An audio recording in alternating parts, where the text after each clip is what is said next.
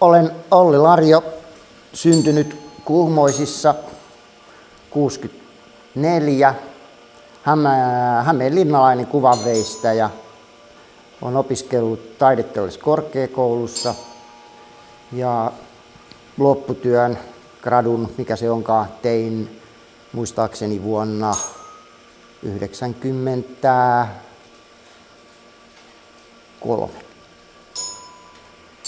No joo, tämä taustalla oleva teos on nimeltään Valonsilpoja ja se oikeastaan kuuluu semmoiseen isompaan kokonaisuuteen kuin hyvän ja pahan koneet, eli Valonsilpoja on yksi hyvän ja pahan koneista. Ja tosiaan näillä kaikilla hyvän ja pahan koneilla, ne on semmoisia massiivisia, aika uskottavan näköisiä isoja industrialismin koneita, jotka tekee jotain sellaista oikeastaan pientä asiaa. Ehkä voisi sanoa, että jopa vähän immateriaalista asiaa. Eli tässä tapauksessa on valonsilpojan niin kuin se työtehtävä on silpoa valoa. Eli tämä teos koostuu tuollaisesta suhteellisen isosta pyörivästä pyörästä. Se on puuta kaikki nämä osat. Sitten siellä on myös metalliosia noissa rakenteissa sekä koneistossa, että se koneisto kestää ja noissa on tuommoinen polkupyörän ketjuveto noissa kaikissa mun koneissa tällä hetkellä. Ja näissä kaikissa hyvän ja pahan koneissa on yhtenäistä se, että niissä on kaikissa suurin piirtein samantyyppinen ja samanlainen semmoinen runko, jonka sisällä se kone sit pyörii ja se varsinainen toiminta tapahtuu.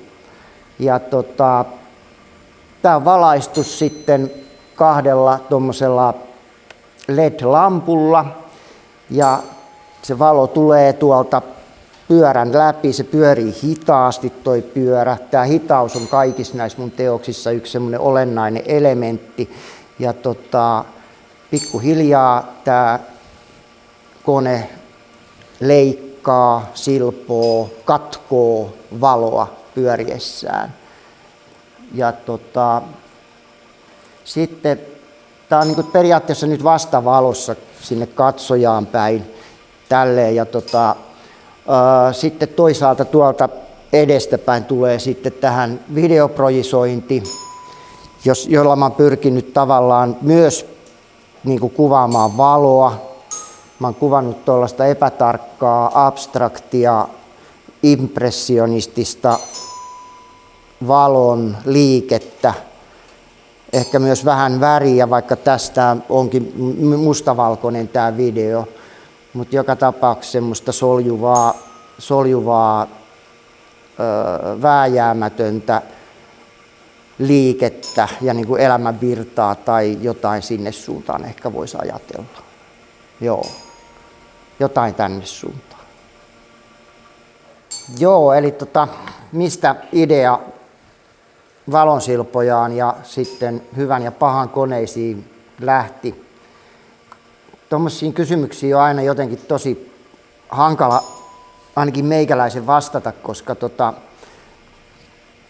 periaatteessa se sellainen ehkä ajattelu tai miksi sitä nyt sanookaan, niin se on niin kuin tavallaan semmoista jatkuvaa prosessia, että oikeastaan on todella vaikea sanoa sitä, että mistä jokin niin kuin alkaa tai miksi oikeastaan edes niin kuin tietyllä tavalla päätyy joihinkin ratkaisuihin, mitä sitten valitsee ja pitää ehkä oikeina.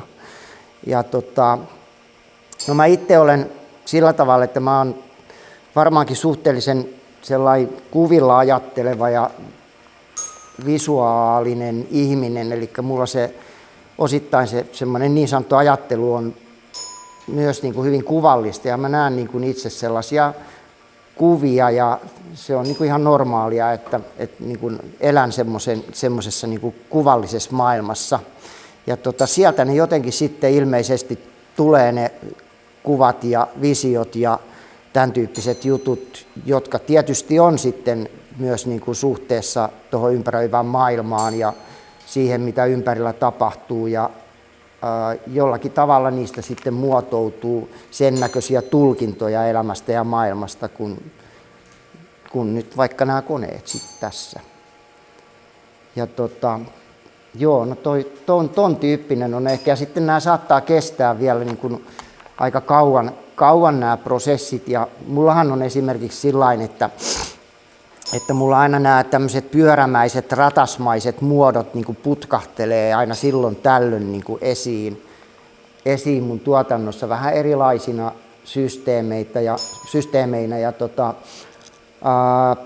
mä luulen, että mulla on ainakin siis semmoinen muistikuva lapsuudesta, että mä leikin paljon sellaisia leikkejä esimerkiksi pikkusotilailla, pikkueläimillä, pikkuautoilla, että mä rakensin niin kuin maailmoja erilaisiin paikkoihin, että oli se sitten kasvimaa tai semmoisen pienen puronvarsi tai joku rikkaruohokasvusto, jonne sai valtavan viidakon tai jotain tämän tyyppisiä juttuja. Ja sitten mä muistan sellaisen jutun, että semmoiseen yhteen puroon mä rakensin sellaisen vesimyllystön, joka pyöri, semmoinen pieni.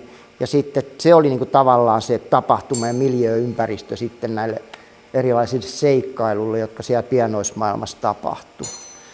Ja mä oon aina silloin tällöin tehnyt näitä myllyjä ja tästä on jo aikaa varmaan vaarallisen paljon, ehkä jopa 20 vuotta saattaa olla, niin Fiskarsin jokeen rakensin sellaisen ison vesimyllystön.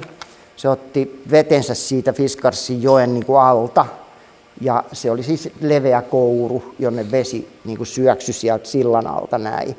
Ja sitten tämä kouru jakautui 2 pienempään kouruun ja sitten ne taas jakautui 2 pienempään kouruun ja sitten taas ne jakautui taas 2 pienempään kouruun ja enempään ei sitten tainnut jakautuakaan.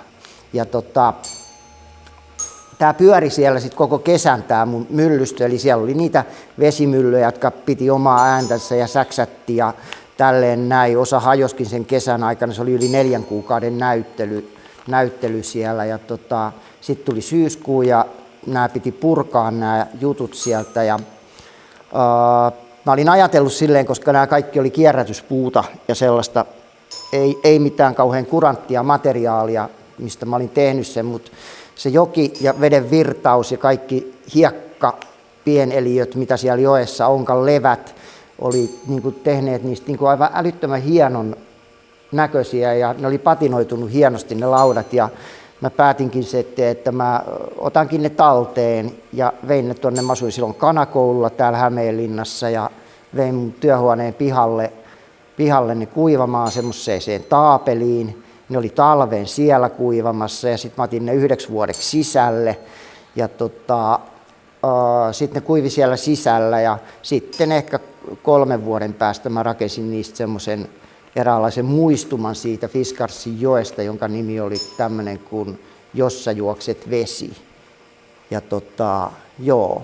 No tämä varmaan, en tiedä miksi mä rupesin tätä kertoa, mutta tavallaan niin kuin nämä mun prosessit ja tällaiset, kun mä sanoin, että ne voi kestää pitkäänkin, niin tämä on ehkä kuvaus sellaisesta yhdestä tavasta, millä niin kuin mä työskentelen ja kuinka ne sit niin kuin asiat niin kuin tavallaan liittyy toisiinsa tai nivoutuu sitten jossain välissä jotenkin yhteen. Kai ne mun prosessini on jotain tämän kaltaisia.